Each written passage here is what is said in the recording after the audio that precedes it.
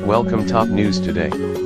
7 of 15 nations within CARICOM yesterday joined an overwhelming majority of United Nations UN member states in defying threats from the Donald Trump administration and voting in favor of a resolution urging the United States U.S. to rescind a controversial decision to recognize Jerusalem as the capital of Israel. But while Barbados, Belize, Dominica, St. Vincent and the Grenadines, Guyana, Grenada and Suriname threw their support behind the UN resolution, Jamaica was among other members of CARICOM to abstain.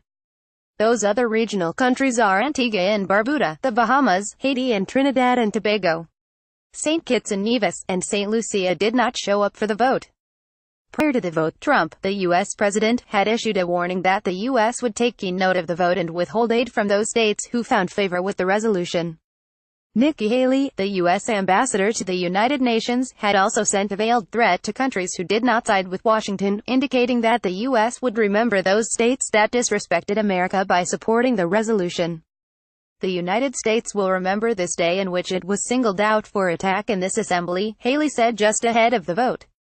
We will remember it when we are called upon to once again make the world's largest contribution to the UN and when other member nations ask Washington to pay even more and to use our influence for their benefit. However, despite the warning, 128 members of the UN General Assembly registered strong positions by voting in favor of the resolution. This effectively means that these UN member states support the view of many countries that the status of Jerusalem should be settled through a peace deal. At present, both Israel and the Palestinians have claimed Jerusalem as their capital. 7 countries, including Guatemala and Honduras, sided with the U.S. and Israel to reject the resolution, while a total of 35 countries abstained.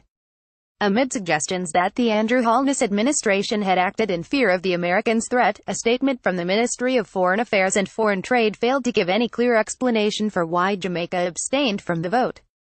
The Foreign Affairs Ministry release instead indicated that the government had taken note of the recent announcement by Trump that the U.S. would recognize Jerusalem as the capital of Israel.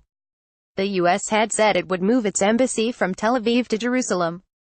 The government recognizes the sovereign right of states to determine their relations with others but notes international concerns regarding the possible implications of same. The statement read, "We unequivocally continue to hope for the attainment of peace and stability for the people of that region, through continued dialogue on outstanding issues."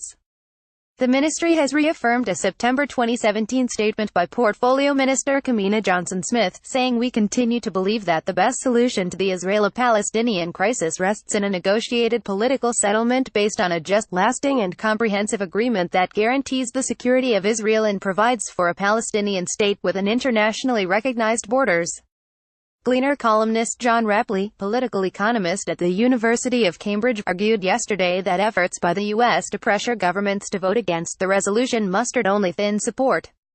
Not only does this reveal the U.S. government's diplomatic isolation on this issue, but having issued threats that didn't have their desired effect, Washington may have eroded some of its soft power unnecessarily, reasoned Rapley, noting that this will only bolster the position of those governments which would seek to undercut American influence in foreign affairs.